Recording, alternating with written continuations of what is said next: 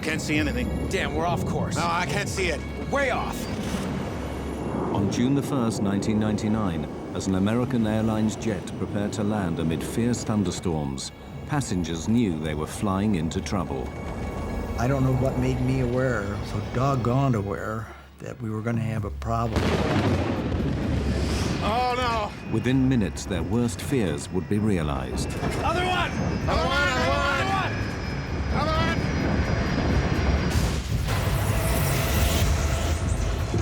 I'm yelling, get away from the plane. Run. Get away from the plane. I don't know where we're at, but there's a road that goes around the airport. Well, we got a lot of people hurt. This film tells the story of a tragic and avoidable disaster.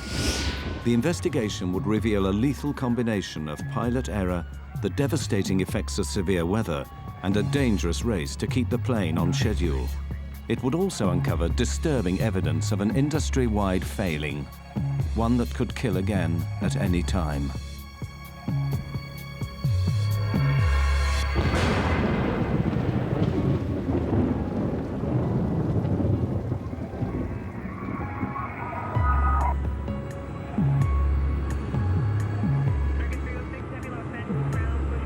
Despite reliable aircraft and extensive training, modern airlines and their crews face unprecedented pressures. Intense industry competition demands that the whole system, from the flight planners to the pilots, be efficient and on time. The stresses this can bring would play a vital role in the loss of Flight 1420.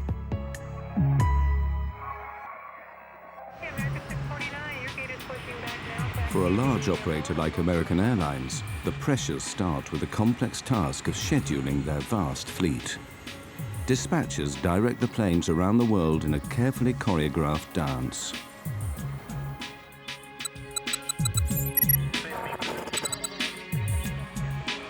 The strain of maintaining this efficiency affects the entire system. Of course, competition has become very intense, a lot of pressure on the dispatchers, pilots, flight attendants, and basically the whole infrastructure to accomplish the mission and make a dollar.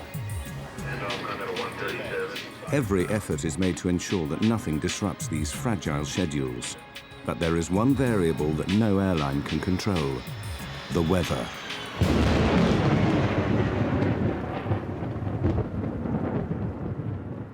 The southern states of America are especially prone to severe weather.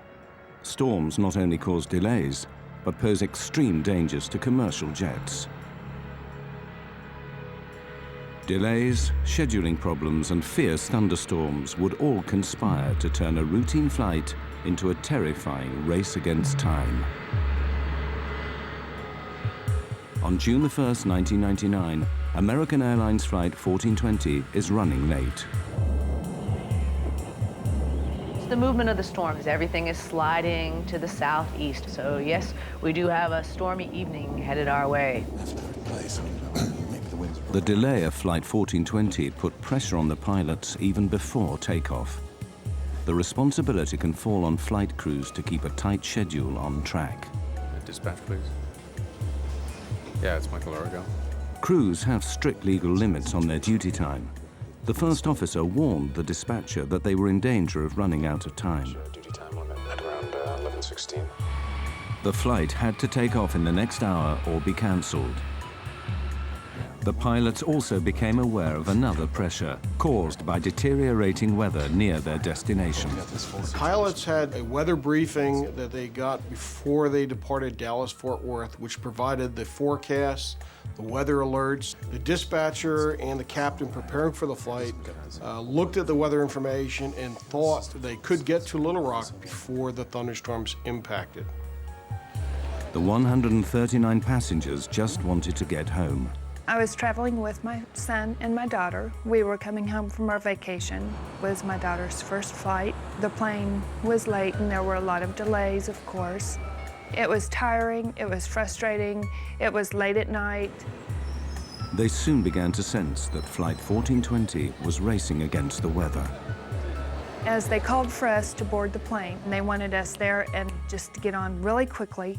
Just get on, sit down, put your seatbelt on, we're going.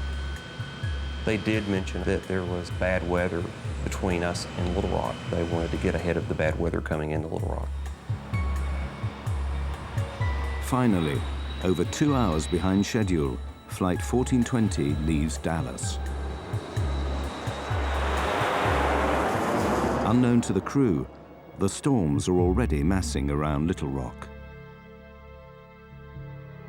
40 minutes later, 1420 is 100 miles from its destination. At this point, the voice recorder transcript reveals a calm and steady cockpit routine. American 1420, you gonna still want lower? So far, it's okay. So far, so good, ma'am. American 1420 will let you know. The first officer on American 1420 was a new hire. He had just recently completed training, and he had been paired on one of his first trips with this management captain. So now you had a very experienced pilot sitting in the left seat with the company, paired with a relatively new hire. Bushman and Origal are clearly relaxed as they plan their approach and landing. 25 for 24, set and armed. Think this stuff's gonna work out pretty well? Yeah, we're almost down to max landing weight. There's a moon out. Or a spaceship. Oh, it's the mothership. Center pump's coming off. All right. The pilots are keeping a close eye on the storms ahead. Onboard weather radar scans a cone-shaped area of sky in front of the plane. Potentially severe storms show up in red. There's your big what diddly. Yeah, we got to get over there real quick.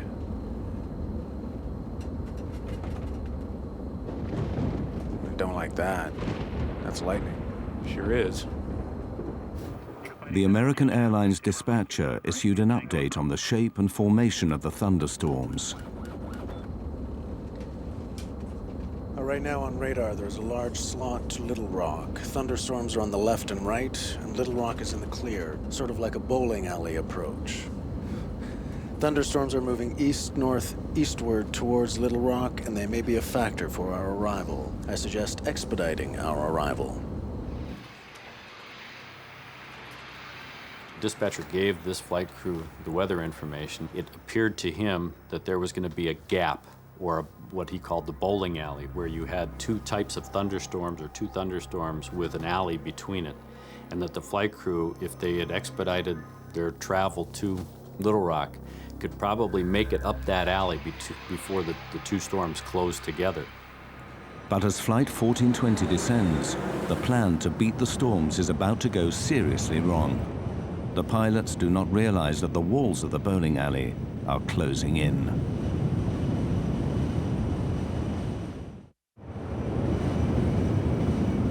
The route flown by American Airlines Flight 1420 is flanked by treacherous thunderstorms, a corridor the pilots call the bowling alley. With 80 miles to go, the path to Little Rock still appears to be clear. This is the bowling alley right here. Yeah, I know. In fact, there are the city lights. Straight there. You want to go down? Not yet, but pretty soon. We're about 80 miles from the airport, and we started our descent toward it. Quite a light show on the side of the aircraft, and we're going to be passing that on our way to Little Rock. It's been a pleasure having you aboard our short flight. And I'd like to take this opportunity to thank you for flying American Airlines. The lightning seemed to be on both sides of the plane. It lit up the inside of the plane. Very quick, you know, just kaboom type lightning, which was a little scary. There was quite a light show off to the left. Normally that doesn't get pointed out. If you go past the Grand Canyon, that gets pointed out, but not a lightning show.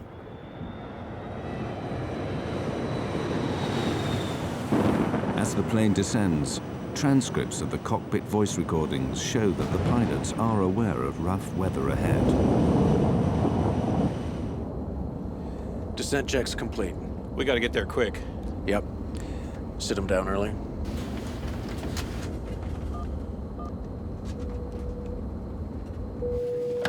Hello? I think it's going to get a little bumpy here again, if you don't mind. Do we need to sit down? Well, how far through are you? We're almost done, but not quite. Well, finish it up real quick. Okay. I thought it was more turbulent than normal. I remember especially watching the flight attendant, and I was looking at her with amazement. I was wondering how could she hold those trays and pour the drinks and not spill everything. From that point, it just got worse. With flaps 40, 130,000 pounds, 200 feet. As they prepare for landing, the pressure on the pilots will now steadily rack up. Not required. Manual brakes? Manual's fine. At first, as the crew pick their way around the storms, everything seems steady. Yeah, actually, there's a city right there. Yeah. Breaking through this crowd. Good, doing good. Even when the first indication comes that the storms are advancing, the pilots take it in their stride. Whoa.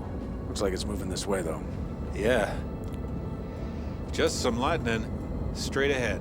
I think we're gonna be okay, though. Right there. Yep, right down the bowling alley. As my friends would say, California cool. Cool. Peachy. Exactly. 1420 at 11.3 for 10,000. But when the pilots contact the controller at Little Rock, he gives the first of a series of alarming weather alerts. Roger. We've got a thunderstorm just northwest of the airport moving through the area now. Wind is 280 at 2.8, gusts 4.4, and I'll have new weather for you in just a moment, I'm sure. Gale force winds are gusting to 50 miles per hour, enough to blow tiles off a rooftop. High winds pose a severe hazard for Flight 1420. Crosswinds could make it difficult to control the plane on landing. The pilots must quickly determine if they're within safe limits.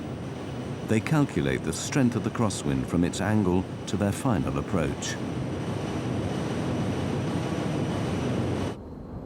All right, so that's 280 at 4.4. Gusts at 44. Right, near the limit. Well, it's 40 degrees off. I mean, you're not out of the limit because of the angle, but that's pretty close.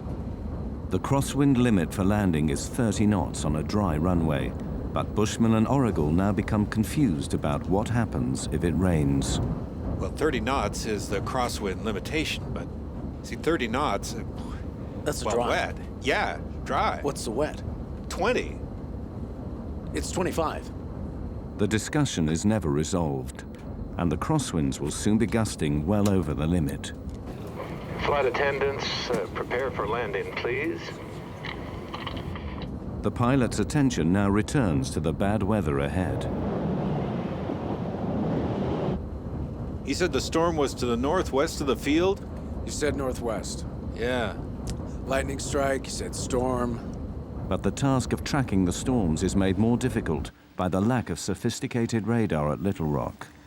American 1420, your equipment's a lot better than what I have. How's that final for 2-2 left looking? What's that? We can see the airport, but we can just barely make it out. We should be able to make 2-2. That storm is moving closer like your radar says. But it's a little farther off than you thought. The controllers are going, well, your radar is better than mine, so forth. The controller in this accident had a monochromatic, or basically almost a black and white set of a radar, and could not determine the intensities of the storm. Just 8 miles from the airport, the pilots now face another key decision: how to approach the runway through bad weather. Controllers routinely ask pilots if they want to land visually, instead of relying on the airport's Electronic Instrument Landing System, or ILS. But a visual approach means they must be able to see the runway, and this is proving difficult. No, we can't really make it out right now. We're gonna have to stay with you as long as possible. Now, as the wind suddenly changes direction, the pilot's problems quickly mount up. The wind's kind of kicked around a little bit right now. It's 330 at 11. Whoa. It's a little better than it was. Yeah, 330 is tailwind, though. The crew now face the problem of having the wind behind them when they land, greatly increasing the dangers of overshooting the runway. Then the controller calls in with more bad news. Right now, I have a wind shear alert. Wind shear is a sudden change of wind direction over a short distance. It is one of the most feared elements of a severe thunderstorm. To combat constantly shifting winds, the pilots are forced to throw away their previous approach plans and start again. They have to reverse the direction of their approach, so they will be landing into the wind. Yeah, we're gonna need, We would rather go into the headwind, sir. The pilot's decision to land in the opposite direction is a prudent move, but it will create serious problems. Okay, right turn 250. The long way around? Yes, sir. You're a little close to the airport. Yeah, right. 250, that'll work. As the pilots turn to their new approach, the aircraft's weather radar, which scans in front of the plane, loses track of the thunderstorms. Worse still, the turn delays landing by more than 10 minutes. And with every passing moment, the storms are growing in intensity. Runway 4 right, 111.3042. I think that was the airport below us. Yeah, right, okay. Switching runways, keeping track of the storms, all add greatly to the pilot's heavy workload. Okay, 2217, glide slope, intercept all the way down. Missed approached, right turn to 4000. Let's see, you got the airport, right? So Yeah, I don't have the airport. Well, I'm saying you've got the ILS. Yeah, I got the ILS.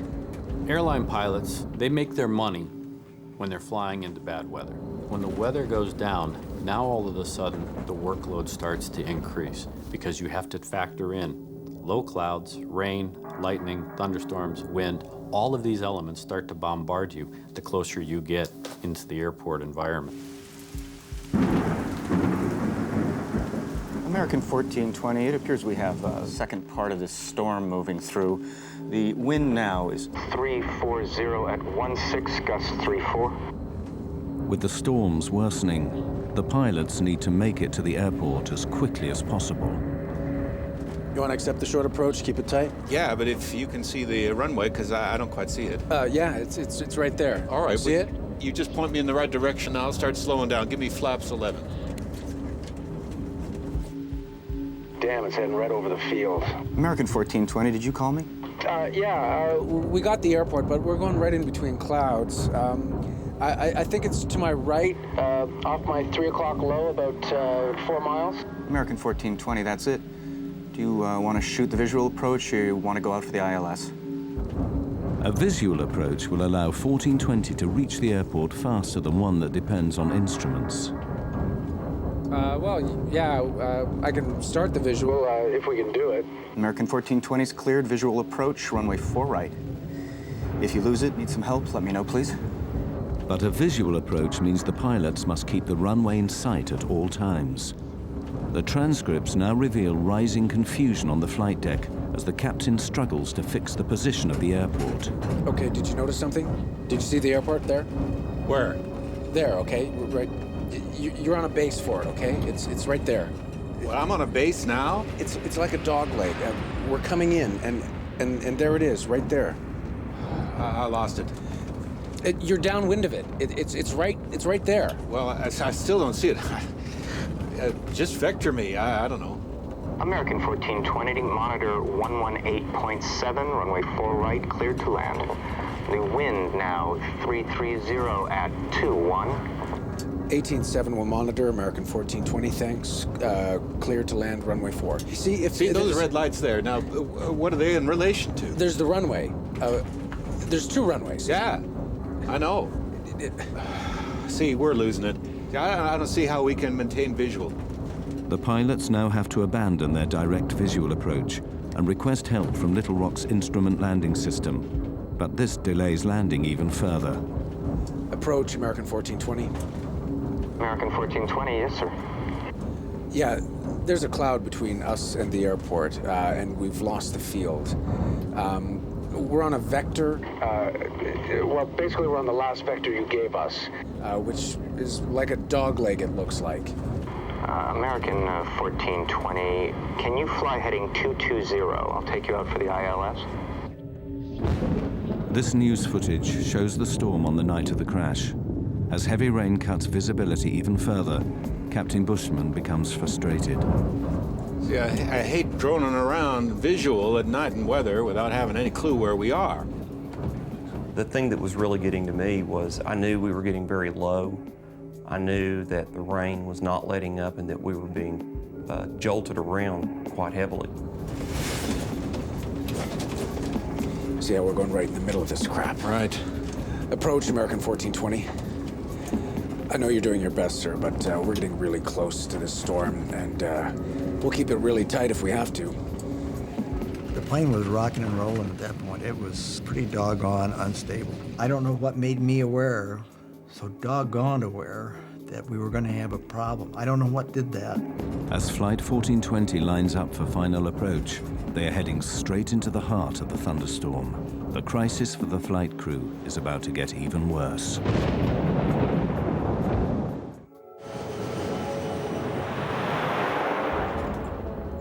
With Flight 1420 4 minutes from touchdown, severe thunderstorms give the pilots another major problem. Blinding rain and thick cloud are obscuring the airfield.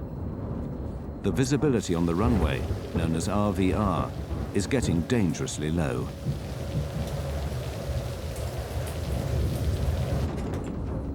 We're going right into this. American 1420. Right now we have heavy rain on the airport. I don't have new weather for you, but visibility is less than a mile.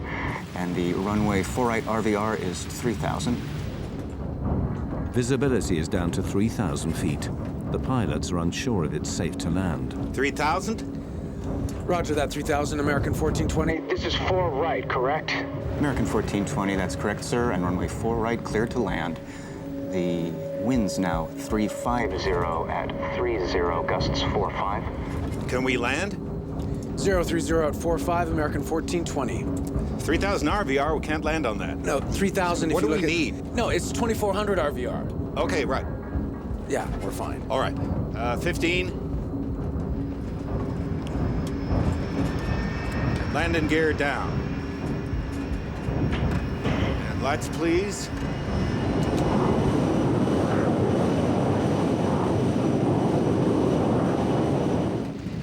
As we descended through a very dark black cloud. The rain seemed to be going horizontal. It was windy enough, apparently outdoors, that the plane was moving around a lot. I'd never done this before. I buckled up really tight, almost uncomfortably tight, and I was concerned enough. I put my shoes back on and got ready to go. There was something going on that made me very nervous. The crosswinds are way over the limit. The pilots could divert to another airport, but they don't, even as the weather gets worse. Wind shear alert. Center field wind 350 at 32. Gusts 45. North boundary wind 310 at 29. Northeast boundary wind 320 at 32. The jolts seemed to be much stronger than I'd ever felt. You could tell that the thunderheads were extremely close to the plane. I said words to the effect that if he tries to land in this weather, we'll crash. Flaps 28. Add 20. Then visibility falls drastically below the limit. American 1420, the runway 4 right RVR is now 1,600. Damn. The crew are rattled. Under pressure, they begin to make mistakes. Can't see anything. Looking for 460. It's there. Couldn't see anything. The wind was throwing the plane around so violently. I think it was enough of a crosswind that I was afraid we were going to land on the wing. We felt like we were going to tip over. I mean, it just felt that bad. You want 40 flaps? Yeah, I thought I called it. I knew the way he was jockeying the plane and the sounds of the engines that he was trying to get lined up for the runway, and I couldn't see it, and I couldn't see it, but I could tell we were close, and I kept thinking, where's the runway? 1,000 feet. 20. 40-40 land. This is a can of worms. Wind is 330 at 28. I'm gonna stay above it a little. There's a runway off to your right. You got it? No. I got the runway in sight. You're right on course. I got it. Stay where you got it. I got it. Most of the people at that point in the plane were just holding on really tight, just looking forward. I mean, like rigid. I suspected the worst. I mean, I really did. We might not get down.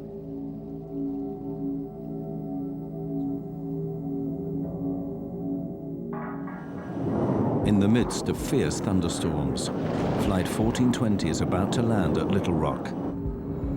Low visibility and high winds make the final approach treacherous. Wind 330 at 25. 500 feet. Plus 20. Wind 330 at 23. Damn, we're off course. No, I can't see it. Way off. I can't see anything. Got it? Got it! 100 feet. 50 feet. 40. 30. 20. 10.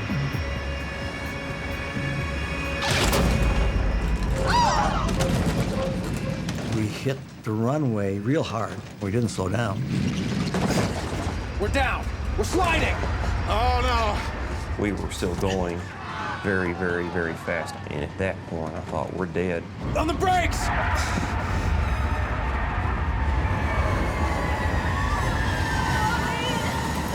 It was just chaos. It was terrifying. Quite literally terrifying. Other one! Other one, other one!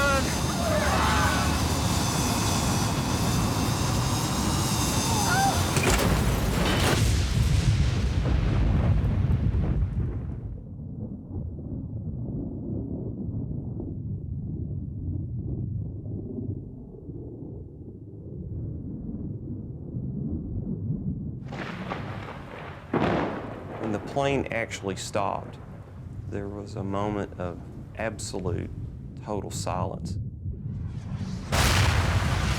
There was fire in front of me, and I could see debris, and it was silent. And I thought, oh my gosh, I'm dead. Well, I knew we were in deep trouble. You know, it's a process that started, and in some way it's got to end. It's going to end, and when it ends, how do I get out of here? Within those minutes, I heard a small scream, and I heard it get louder and louder and louder, like it was on a megaphone. And it hit me, that's my daughter. And it's like, oh, okay, we've got to get out of here. You know, we got to do something. The passengers struggled to get out before fire engulfed the cabin. I had a broken scapula, dislocated shoulder, and cracked ribs, and all sorts of stuff going on, but I didn't feel a thing. I just wanted to get out. I was not going to die in that thing. I got out of that plane probably in 10 seconds. It's like being in war. Go, go, go. I'm yelling, get away from the plane. Run, get away from the plane. Go, go, go.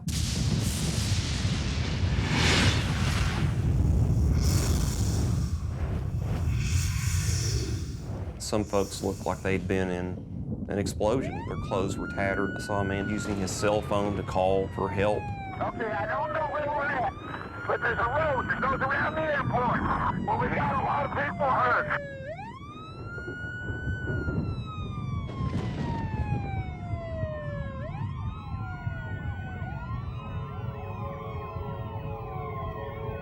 Traveling at over 100 miles an hour, the aircraft ran off the end of the runway, plowed down a 25-foot embankment, and slammed into a steel walkway. The plane was ripped into several pieces. The wreckage finally came to rest on the muddy banks of the Arkansas River.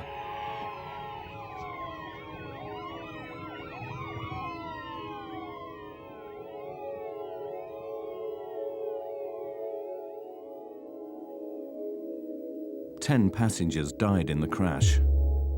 Captain Bushman was killed instantly when the cockpit was split open by the steel walkway. It was a shame I hadn't, literally a shame that I had not done more to save people. That's the worst nightmare I have.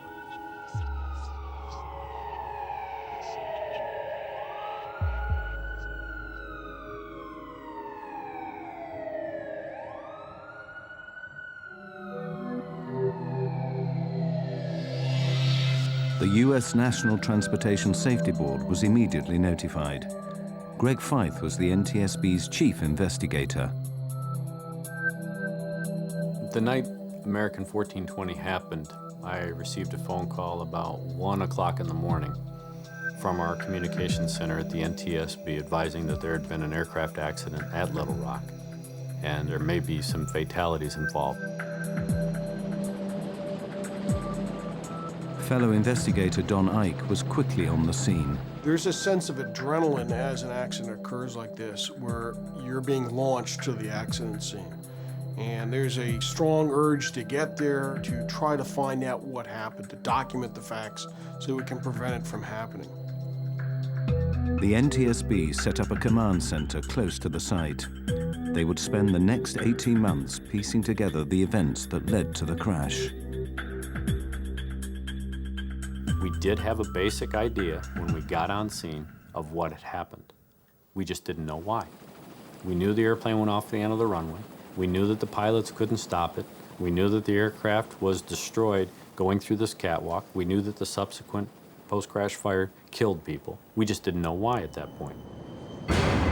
The NTSB worked backwards from the impact, piecing together the sequence of events from the final approach all the way back to Dallas-Fort Worth.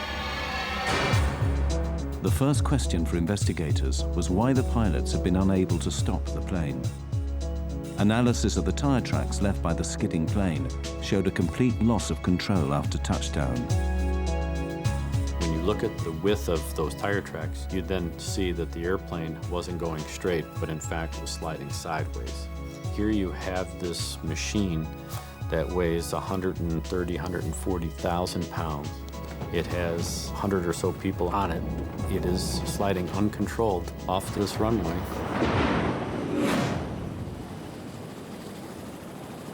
Something had gone terribly wrong on landing, and investigators had to find out why. They questioned the survivors of Flight 1420, who would provide an extremely important clue.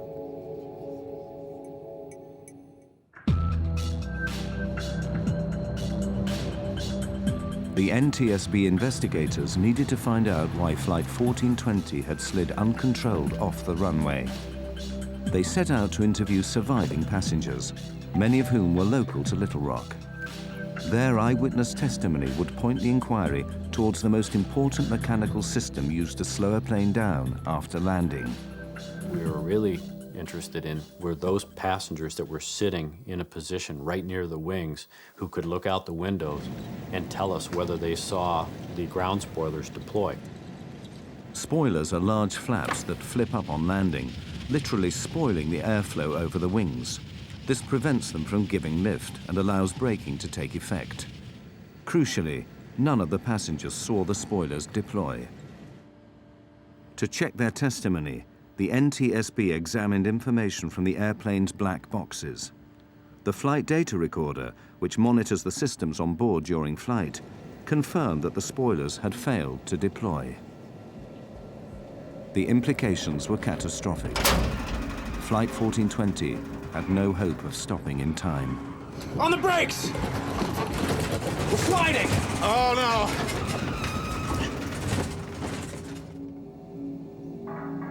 So was the failure of the spoilers to deploy a mechanical problem? Or in the confusion of final approach, was it pilot error? To find out, the NTSB would make clever use of the cockpit voice recorder, or CVR. Make it out. You want 40 flaps? Yeah, I thought I called it. One of the key elements that the CVR team was listening for was the setting of the spoiler handle. We saw on the flight data recorder that the ground spoilers didn't deploy. We wanted to know if the handle had been actually armed or not, and we were looking for a specific click sound.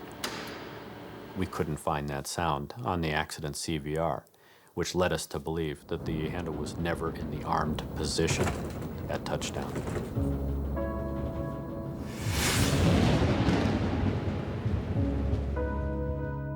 Intensely busy in the cockpit, the pilots simply forgot to arm the spoilers. Had they deployed, the MD-80 aircraft might have overshot the runway, but it would have stopped before hitting the catwalk. The pilots had made serious and ultimately fatal errors, but investigators wanted to know why. They suspected that pressures earlier in the flight led to these mistakes. They turned their attention to the weather.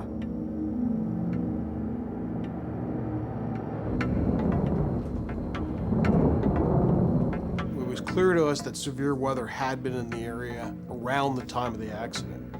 How it played a part was one of the things we had to try to discover. And putting the radar images in, the observations, trying to put it all together, would take weeks, of course, to get this information done. The NTSB wanted to know what role the weather had played in the crash, and had the pilots been fully aware of the dangers. See how we're going right in the middle of this crap? One of the concerns that all pilots have when they're trying to land an aircraft is, of course, making sure that the crosswinds that they may experience don't exceed the capabilities of either themselves or the aircraft. The wind's now 350 at 30, gusts 4.5. Can we land? This particular flight crew had a limitation, not imposed by themselves, but imposed by the company, and that was that they were not allowed to exceed a 10-knot crosswind on a wet runway. Crosswind limits are clearly stated in the operating manual. The crew of 1420 were flying beyond regulation limits. This is a can of worms. There's a runway off to your right. You got it? No. The effect of the winds can be seen in this NTSB animation, showing the captain's desperate last maneuvers. Winds definitely impacted the flight. If you look at the animation, you'll see them fighting the winds. Definitely not good. We're down. On the brakes. Other one. But when you start talking about a wet runway, thunderstorms, not good. But were the pilots of 1420 aware of the hazards posed by the severe weather? For the NTSB, previous accidents had made the dangers of thunderstorms all too clear. In 1994, a US Air DC-9 fell victim to wind shear in North Carolina. The plane stalled at 250 feet and fell from the sky. A Delta TriStar crashed after flying into the most severe kind of wind shear that created an intense downdraft of air. So, should the crew of 1420 have aborted the approach? There's the runway. There's two runways. Yeah, I know. See, we're losing it. I don't see how we can maintain visual. This NTSB weather animation overlays the path of the aircraft with ground radar images of the storm. Bushman and Origal landed in lightning, torrential rain and hail, and the crosswinds gusting well over the limit. Based on the information that we had from ground-based weather radar, the flight crew of 1420 should have been seeing majority of that storm. They would have been seeing the leading edge going green, rapidly changing the yellow to bright red. I can't see anything. Looking for 460. As they progressed towards Little Rock, they started to paint the bad weather not only on their onboard radar, but they could see out the window lightning. And one of the key statements that this captain made, which basically summarized the entire flight, was the captain saying, I hate droning around visual at night in weather without having any clue where we are. I hate droning around at night when I don't know where I am. That was such a key statement. It was at that point, by an experienced 10,000-hour captain, that he should have abandoned the approach going into Little Rock and either gone to his alternate or made his way back to Dallas. But to make a statement like that and then continue an approach to an airport where you have a thunderstorm in progress over the airport is a recipe for disaster. But the pilots were not the only ones to be heavily criticized. As the investigation continued, American Airlines flight policy would come under fire, and an industry-wide scandal was about to be exposed.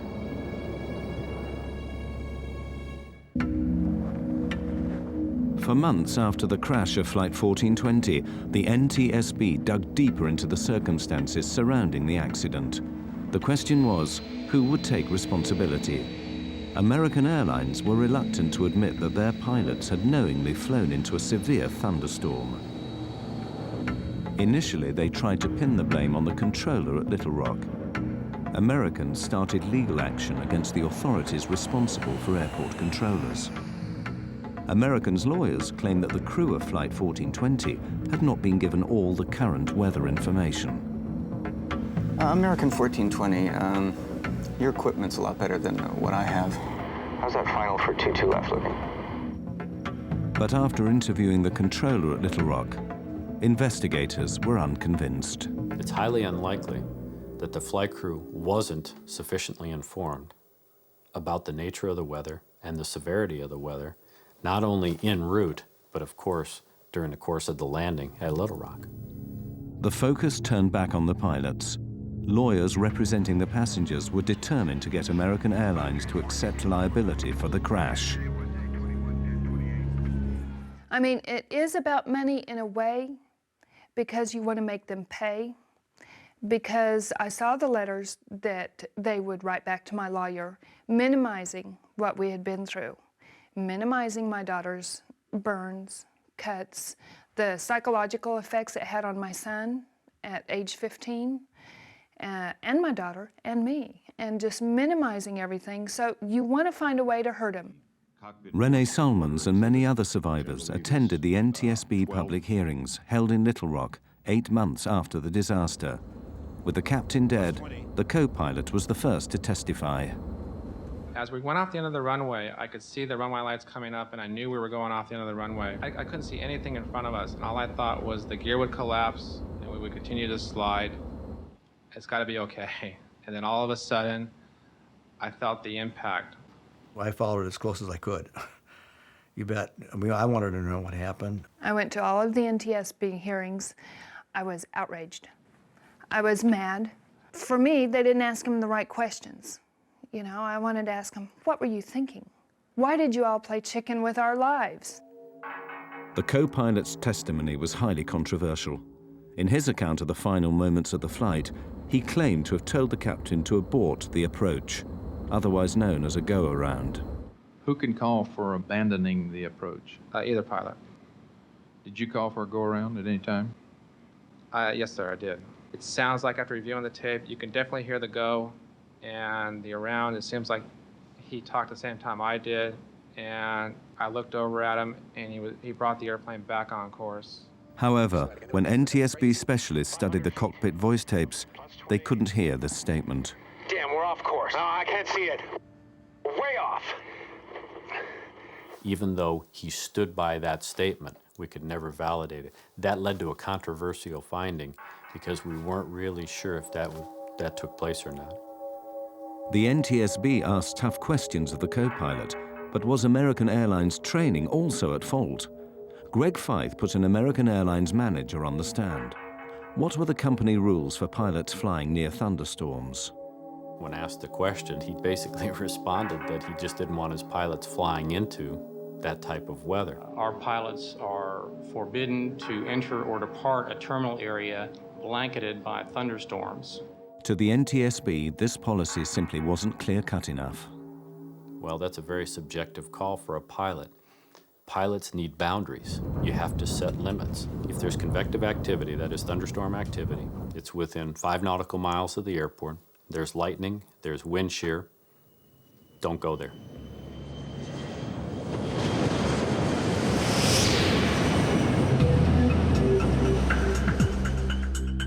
The deeper they looked, the more the NTSB found that flying into thunderstorms was disturbingly widespread.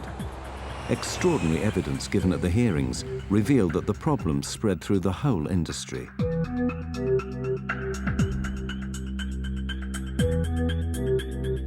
Expert analysts from MIT spent weeks recording the flight paths of planes landing at Dallas-Fort Worth. They waited for thunderstorms and watched how pilots reacted. Their animation plots the planes coming into land, overlaid with radar images of the storms. Anything yellow or orange is a potentially severe thunderstorm. Of the 2,000 encounters with thunderstorms, 2 out of 3 pilots flew into the storm and landed their aircraft. I was very surprised by the testimony at the public hearing, given the fact that they're flying the best equipment, typically have the best training, have the best information available to them. For those decisions to be made to continue into harm's way, it was very surprising to me that they tried to do that. Pilots know that if we go into that thunderstorm, we may not come out of that thunderstorm, and if we do, it may not be basically in one piece. Why did so many pilots fly into danger?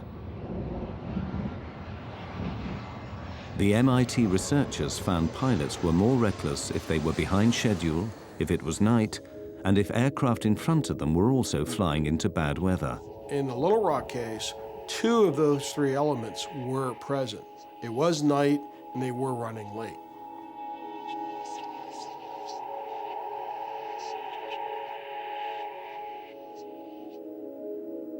The MIT investigation was chilling evidence that the crash at Little Rock was part of a much wider problem. We're not seeing a major improvement, put it bluntly. There's a limited time for training. Weather was a significant part that set up the stage of this accident. We do not condone any operation to be conducted in such weather. It is a known severe weather hazard, and it should have been suspended, no operation. Ironically, it also emerged that new technology may be partly to blame for bad decision-making. We're desensitizing pilots. We're putting weather radar on board aircraft. We're putting wind shear detection systems on airplanes. Most of these systems only react when you're in the hazard. That time, it may be too late. But the root causes behind the crash of 1420 went even deeper. Why were the pilots so determined to land? Greg Feith found the answer back at Dallas-Fort Worth, before the flight even left the ground. There he found signs of a deadly condition in aviation known as get-there-itis. There may have been a sense of get-there-itis. The flight crew knew that they were pushing their 14-hour duty day. It had been a long duty day. The airport's right there. Let's try it. Let's see if we can accomplish the mission. Pilots are goal-oriented. We're mission-oriented. We will stick our nose in there to try and see if we can accomplish the mission. Sometimes we will accomplish that mission, but sometimes we get too far into it that we can't bail out. We don't have any more options, and bad things happen. For Flight 1420, the pressures of get-there-itis sparked a fatal series of mistakes and misjudgments. At the end of a long day, rushing to beat the storms and get the passengers to their destination, the crew of Flight 1420 made the basic mistake that cost 11 people their lives. They forgot to arm the spoilers. They were so busy trying to get the plane on the ground that they forgot to do what they needed to do. They didn't have time to do it. After the accident, American Airlines revised their checklist procedures. Both pilots must now confirm that the spoilers are armed, ready for landing. In October 2001, the NTSB published their report. They concluded that the 2 main causes of the crash were first, the decision to land in a thunderstorm, and second, the pilot's failure to arm the spoilers. American Airlines declined to take part in this film or comment on the findings.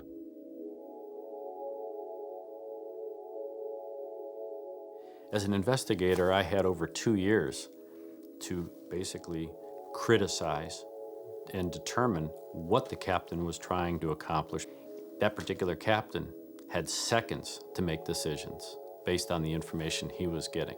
And while it's unfair for an acts investigator like myself to start pointing the finger, I wasn't there. I blame them, but I'm not angry per se at them. I don't waste my time with anger on them. They'd got nothing but flack. You can understand it, but I can't understand a person, wanting to kill himself either. We've been out and visited his grave at the Air Force Academy a couple, 3 times, and the guy just got caught up in a bad situation. I mean, been there, done that.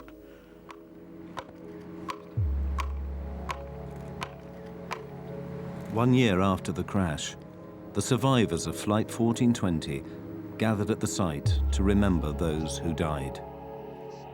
For surviving passengers, the effects of the crash are long-lasting and profound.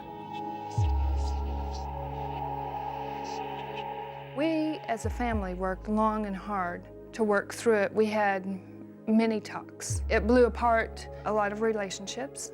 You find out who your real friends are. I cannot do enough to mitigate what happened to the individuals on an airplane. Life is a precious thing, and you're definitely here for a very short time. You know, all of a sudden, your life looks like about a second and a half long. The impact of the crash is something that I try to block out of my mind because I still feel a reaction. People ask me if I'm okay. Well, no, I'm not okay. No, we'll never be okay. I mean, what is this okay stuff? You're different, and deal with it. I mean, that's the way we're gonna be. The day after it happened, when Adam and I were in the hospital in Samantha, Adam and I got up and we looked out the window and we just couldn't believe that life went on. We just couldn't believe cars were driving and it was sunny and life went on, you know, because for us, life stopped.